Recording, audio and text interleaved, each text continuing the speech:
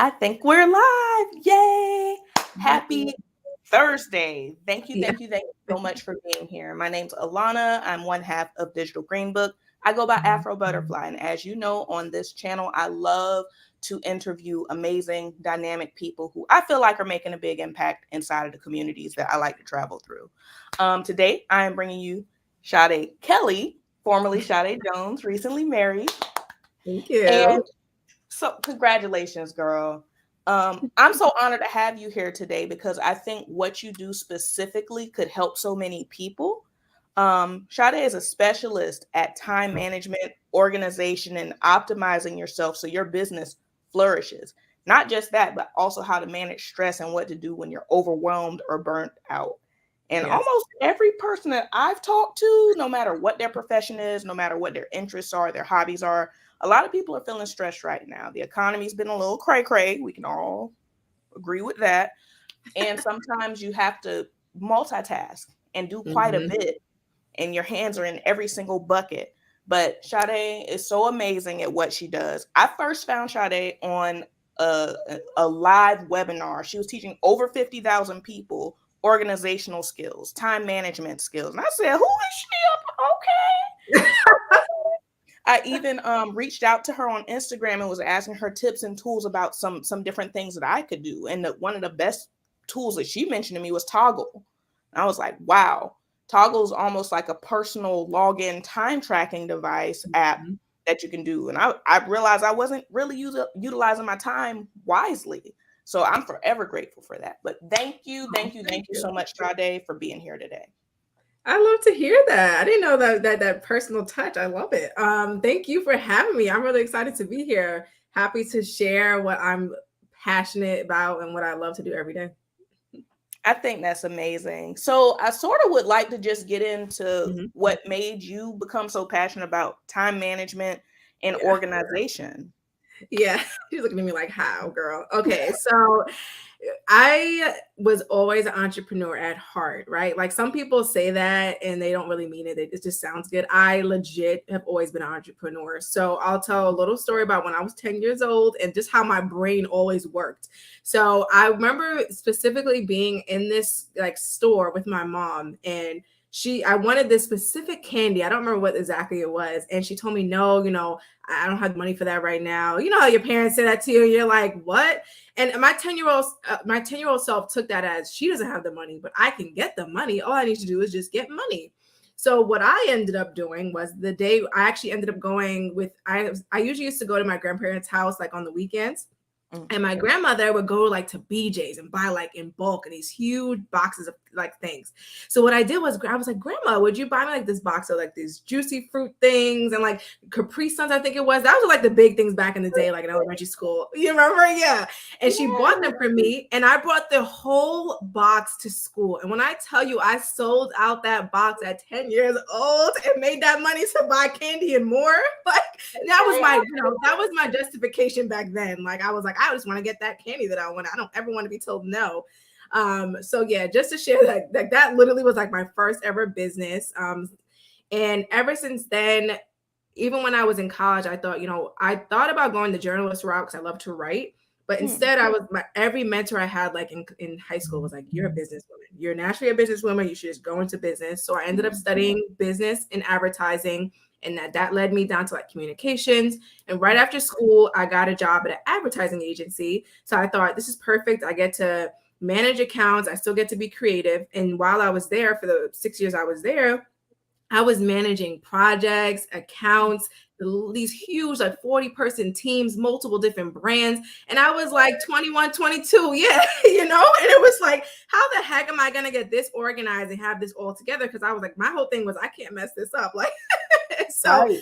I The got pressure. the pressure was on, and I was just grateful to be there, honestly. And I learned so much about organization and productivity. And I already had somewhat of obviously an organized life because I was like a high achiever growing up, but I wasn't never as organized as I was until I was in that corporate setting. And I took everything that I learned and I started to use it in my own personal life. So what I started doing about 2 years in, because I realized this wasn't what I was going to do full time, like forever. I was like, this is cool now, but I want to have a side thing going on. A lot of people were into blogging in like 2017. So I said, I'm going to start a blog. Remember that? Like, I started a blog called the Fire Inside, which is why my company is called that today. So started that blog. It was all about personal development, lifestyle, just things I was learning that I felt like nobody prepared me for this, like this job, living on my own in Manhattan. Like I was not prepared.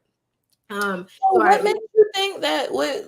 Why do you think that people didn't prepare you, or the school system, or just general life skills up until you were in that situation? Why do you think we weren't prepared to handle those sorts of situations? Generally, I think they just don't teach a lot of life skills in school. I think they just teach a curriculum that to pass a test that we never use in real life. Like, I mean, for some people, like I like to caveat that I do have a friend who's an engineer, and like a lot of the stuff we learn in school kind of helps her, but I don't remember anything like algorithm theorems or whatever. That doesn't mean nothing to me now. So I think they teach us a lot of things to pass a test, but they don't teach us like life skills on how to get organized or like credit and regular business things. Like I learned some of that in business school, but honestly, business school doesn't even go that deep into personal finance. They kind of teach you to be an employee, if I'm being completely honest. Yeah. Business school doesn't teach you that. Dang. Well, at least where I went. Yeah. I mean, maybe in like math, maybe when you get your master's, I don't know how like getting your MBA, maybe they'll teach you those things. But in undergrad, business administration, the courses that I was taking, we were not learning that. So yeah, I'm not surprised, to be honestly. Yeah. I've had so many discussions with people about higher learning and the learning tracks that a lot of our children are on. I don't have kids right now, but when I say our children, I really consider everybody in this community like my family. So I care about the quality of education that's being administered. Right. And I do think we should still have those home ec things. I do think we should have more trade classes, like not just trading, but also like plumbing. My dad's a plumber, electrician, like handy skills. How to build things. Yeah. Carpentry. They took all of that out of school. They even recently took recess out of school. So what? Really? I didn't know that. I've made the decision that when I do have children, it'll be Montessori or homeschooling. But to get sort of back to that, that's amazing that you say that, or interesting that you say that, because you're not the only business graduate that's told me that same thing. Like, they don't teach these skills. I'm like, what? Yeah. I'm not gonna say I didn't learn anything, because I did pick up skills in college, but it wasn't that. It was mostly communication and networking skills that I picked up. Yeah, that's super important. Yeah. And that's what drove me down the route of like being able to even figure out how I could build a blog. And that blog led me down hosting events, and I hosted networking events, and I would bring on speakers and I planned all of those things, to the point where my corporate job started asking me to host events. So I was able to kind of take what was my side hustle and combine it with some things in my corporate life. And then in 2020, I started coaching, because I had a coach of mine who was like, you know what, you should just get into the coaching realm. Like, why not? And because she was like, the events are going to shut down, obviously, pandemic. So she was like, why not teach people how they can find time to do things they're passionate about, like you have, while still maintaining your job. And that took off, honestly. And like, it was incredible. I started in April, and by June, I had my first couple of clients. Like, not one client, I had couples of clients. And then I was able to quit my job end of August. And by September 1st, I was full time. And that's what I've been doing for almost 2 years now, just teaching people how to manage their time and pursue their passions. I think that's beautiful, because I know there's a lot of people afraid to start their personal businesses. But whatever you're passionate about, there's no time like the present. Come up with some sort of plan and execute. Number one, I'm going to pull up your website because it's gorgeous, number one. And if y'all are looking to connect with Sade, this is one of the best ways to do it. The fireinsidesade.com. Yes. I bookmarked her website. I'm going to be completely transparent with y'all. When I saw her teach on that webinar, she literally had an entire hour, and people were just firing off questions at her. Like, okay, how do I do this? She's like, okay, I got a solution for you. I have a solution for you. I have a solution for you. Like that, you need that on a t-shirt, girl. Because I'm writing that down. I'm serious. Like the first thing you ask people is how you can help improve their time management skills. Mhm. And I think that's an underrated thing that people don't really think about, because when so many people went through COVID and a lot of people did try to embark on their own personal businesses, when you're Right. at home and you're not having to clock in and answer to a boss, it's not quite the same. If, Mhm. if you're not already organized, It's- can you touch on that a little bit? Like what was your experience helping organize people who had never really endeavored into entrepreneurship before? Yeah, so I think for a lot of people, they had never worked fully from home. And I could say I had never either. I was so used to commuting, being around in front of your boss. Like I literally sat across from my boss. Like, so there was accountability there. So when you don't have that accountability, you lose all structure. It's like all of a sudden the world is in chaos, first of all. So you're like, I don't know what the heck is going on outside. Don't know if I can even go out. One point, we didn't know if we can go outside. Do you remember that? It was like, wow. Right. So it was like now I'm supposed to still be working. My kitchen's right there. You might have people at home who are distracting you. Your dog might be there. Like there was so many elements going on, and for a lot of people, they just could not find focus, and they got easily distracted by their phones, the TV, and everybody wanted to multitask. I had a lot of clients come to me, they're like, now I watch Netflix while I'm typing up emails, but then yet I'm working all night, and I don't get how I'm working all night because you ain't do no work all day, right? So a lot of people just needed to create a new routine. So as humans, some of us may say we don't like routine, but all of us live some type of routine. Like we do some repeated tasks day to day, just how we live our lives. And when our routine gets out of whack, we really need someone to come in, or we need to be the ones who come in and repair our routines. What is your routine going to like in the morning? What is your daily schedule going to look like? What is your night routine going to look like? And that's what I was really helping people craft for themselves. And then it went even deeper. Okay, you have these goals of building a business. Now you see it's possible. Now you feel like I really need a side income because people are losing their jobs out here. Like I need to create stability for myself because there's this false belief that if you have a job, you have stability. And honey, like in 2020 taught us we do not have that.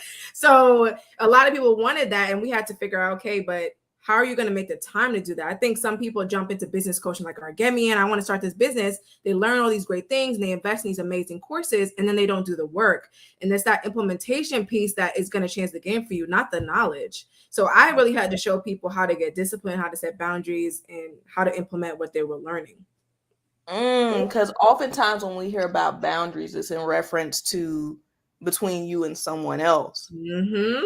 And boundaries with yourself. Ooh, wow. You know what?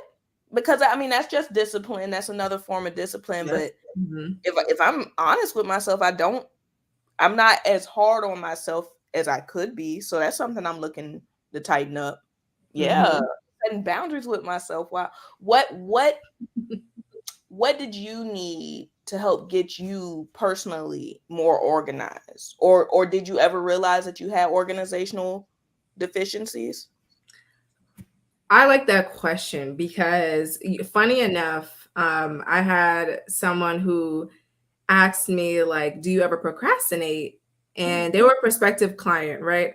And I was like, I do. And they were like, well, how are you going to teach me to stop procrastinating if you like they're literally like, they're joking. But I was like, I laughed because I was like, do you think anyone is perfect? Like, do you think I'm at 100? Because I'm not. And I don't want you to ever think that me being your coach means that I'm perfect, that I'm 100, because I'm not, and no one is. Now, do I procrastinate? Of course. But do I procrastinate often? Absolutely not. So if it's more often than not, like if I'm at an 80-90% of getting what I need to get done and a little bit, maybe 5-10% procrastination, that's very good odds, honestly, right?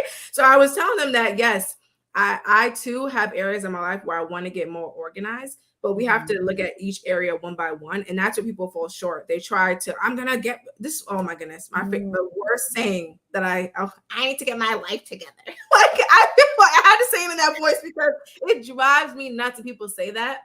Because people, I don't know if it's just my life. People say that a lot to me. They're always like, "Can you help me get my life together?" And I'm like, I can help you yes, get your life together, but we have to do it one by one. You can't have all of it at the same time. We have to take it one by one. So for me, what that looks like is like, I'll tell my clients, like, if my business, typically when my business is very structured and I'm working really hard in my business and it's a season where I'm like in a launch or something, Mhm. listen, I'm ordering food out. If my husband don't cook, we got to get a meal prep.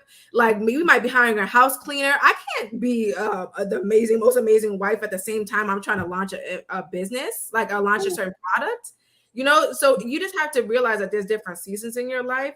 So Mhm. that's really where it comes in for me. Like I just select the season I'm going to be in and what the priorities are, and then when I need to supplement, delegate things out, that's how I manage it all.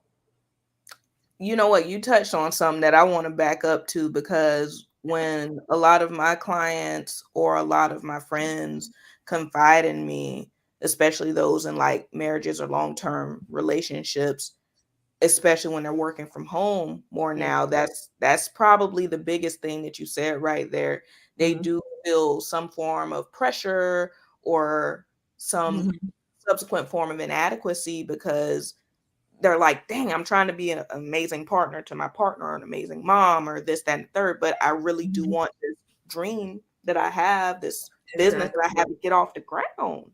Like, how are there any comforting words that you can give to women, especially in 2022, that are multitasking? Yeah. Okay. Well, my first encouraging word is going to be to stop multitasking and start single tasking, Hmm. right? Because when you multitask, you're poorly focusing on multiple things versus Hmm. trying to just instead focus on one thing and do it greatly. That doesn't mean you can't do multiple things. I don't want that to be confused. You can go crazy, girl. Like have as many passions and do as many things as you want, but just do it one at a time. And then my Hmm. second thing is going to be give yourself grace. Like I said, know that when you're in a certain season, you need to communicate that to your partner, whoever you're living with, because they need to also understand what season you're in. We sometimes I think what happens is we're internalizing that we're a bad mom, we're a bad wife, we're a bad partner, and we're not even communicating all that we've got going on and asking for our partners and our people around in our environment for help. Like we have to ask for help, we have to communicate what's going on, and then we have to also give ourselves grace and realize that if we're in a certain season, like we're not going to be able to do it all. But also remember that there's gonna be a season where you need to step up in that area as well, because it's all about Yeah, that harmony. that, and I think that's sort of the conclusion that I came to, because I juggle I juggle a lot of things as Mhm. well, and although I'm like, ooh, cerebrally high functioning, it's like it it got to the point where I'm like, okay, I need to break this down to bite-sized chunks. I have to. So there was a season I was focusing solely on my father because he wasn't in the best Mhm. condition. Then there was a season where I'm like, no, I need to be funded. So I focused on trading and I made that happen. Then there was Right. a season where I'm like, I need to get to these events. There's people I need to meet. There's events I want to host. Made that happen. But Mhm. to your point, like I had to focus on those things individually. I did. Mhm. It's not saying that I couldn't do them all at one time. I was trying to do them all at one time at one point, but my Mhm. efficacy was not as Strong. robust as it could have been. Yeah. Mhm. So do you find that with the particular niche that you're in, especially with organization and time management, your family reaches out for particular assistance, or do they ask for tips and advice? Yeah, they definitely do all the time. But they also are pretty good at like, I know I should be paying you for this, right? Like, so my sister actually just joined my group coaching program and she's paying full price like everybody else. Yeah. So, yeah. And I have a friend of mine, a close friend of mine. She's also one of my clients. She pays me regularly to help her. So I think that fortunately for me, the people in my life have seen my value and they're like, I'm gonna actually support and pay for it versus like just wanting all these freebies. I think when I was like first starting out, they were like, oh, just here's some, can I get a tip here? Can I get a tip there? But now that they're like, oh, she's in the game, like she's like doing this full time, I should actually pay her as a business. So I've been fortunate to have that.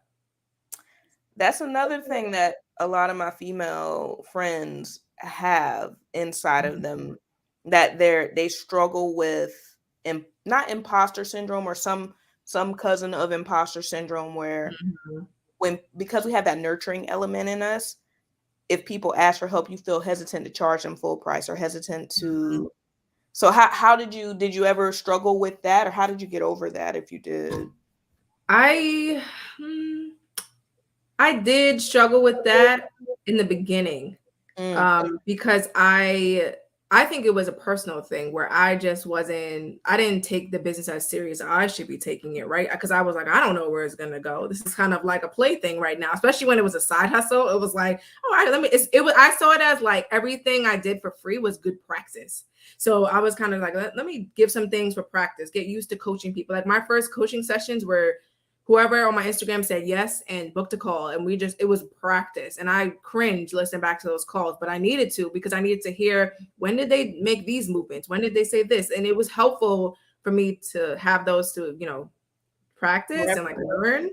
Yeah. But as time went on, I realized I have to set up boundaries. And the better I got with my own personal boundaries, the better I got with helping my clients, the more I could effectively use my own time. So I would say probably like about 6 months to a year in, I realized, hey, if you really want, I would give quick advice, just enough to kind of get a taste. And then I'd be like, if you really want to sit down with me, here's where you can book a call. Here's what it costs. And then once you just do that, people are like, oh, okay. Like she's serious. Yeah. Weird. So This I would say if anybody's struggling with that, honestly, give a little taste, because we do have that nurturing part of us. You maybe give a little something of what like that to help them, but then down the line, refer them back. There's no reason why people that know you can't be your clients. Like, come on. Yes, honey.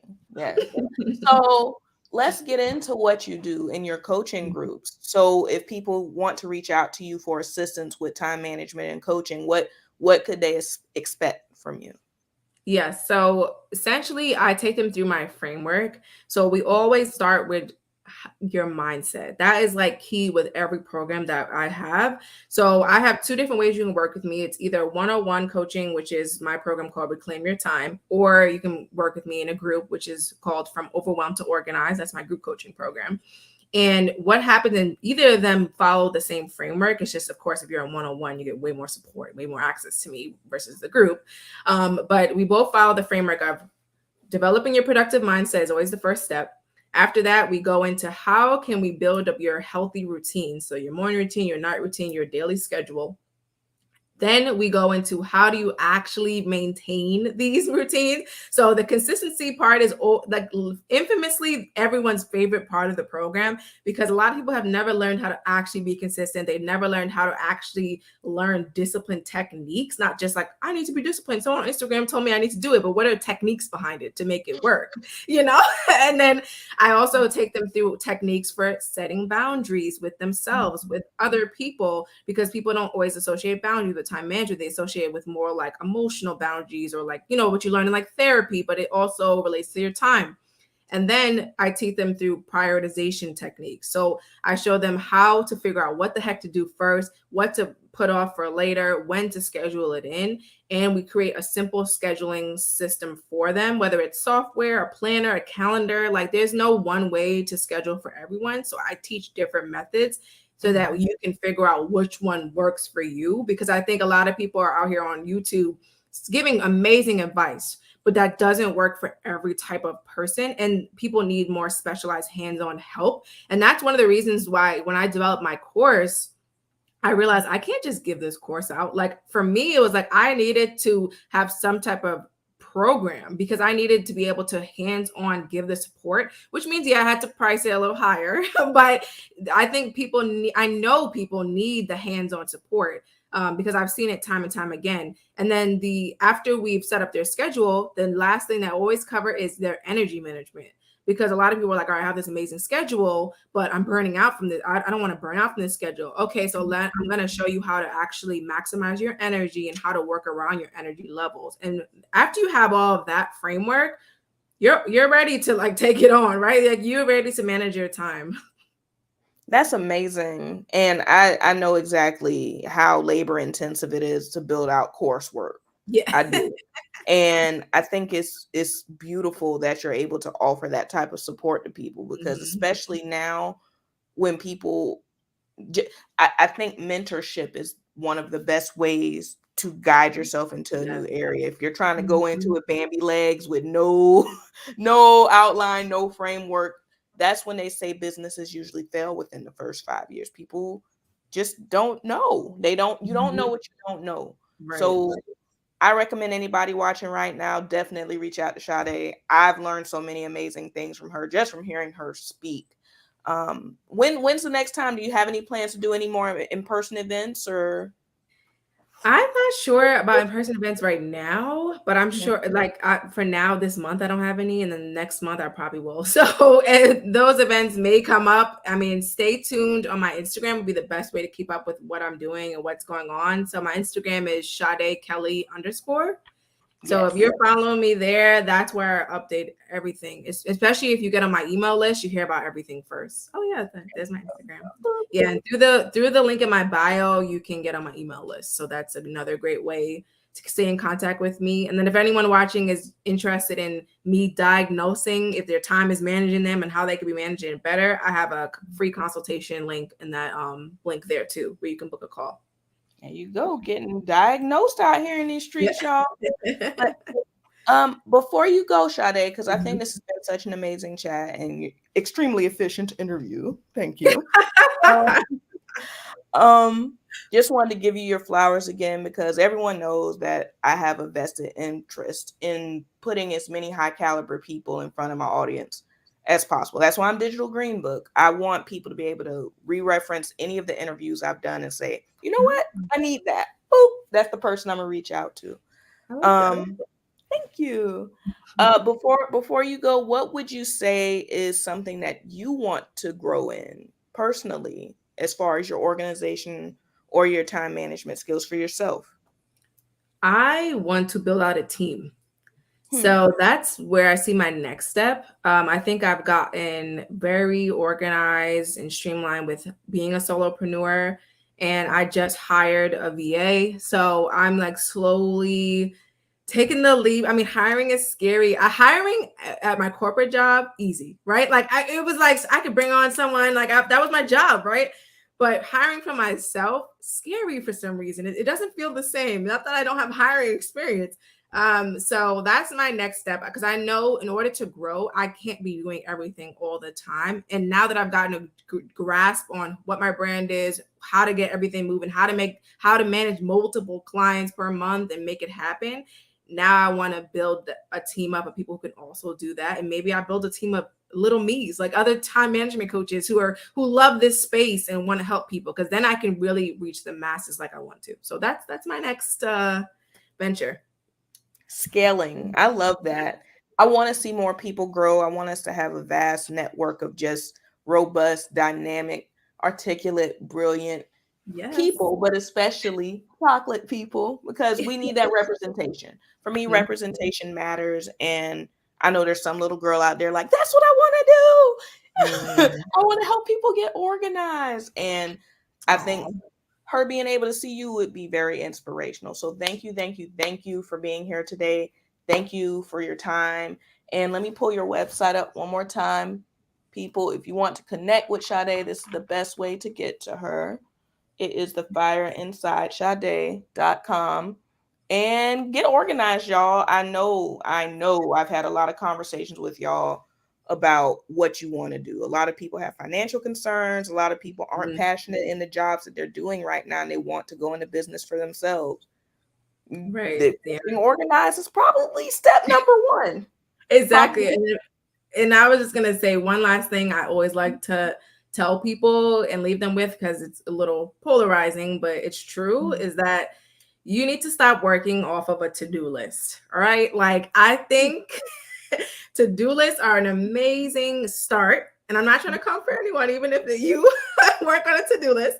But I want you to stop working off a to-do list, because to-do lists in itself are usually dauntingly long and they discourage us in a way. And what would be better for you to work off of is a prioritization list.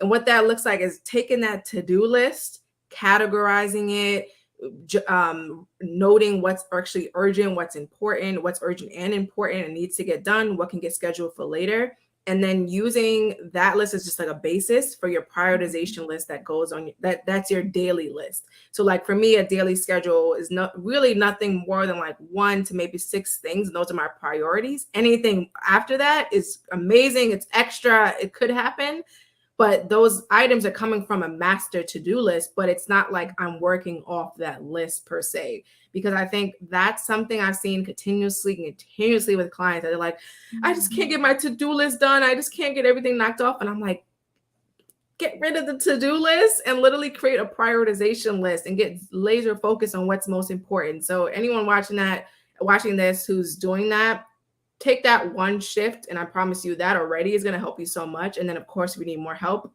I'm here.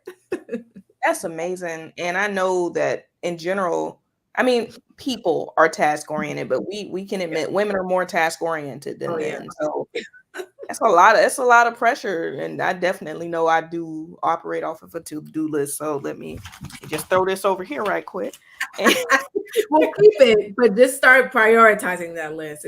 I promise it'll help your mental health. I think for a lot of us, it's just the thought of like, I haven't finished everything on this list that drives people nuts. And if the list was just a little shorter, more achievable, was more so your priorities, it would change the game for you.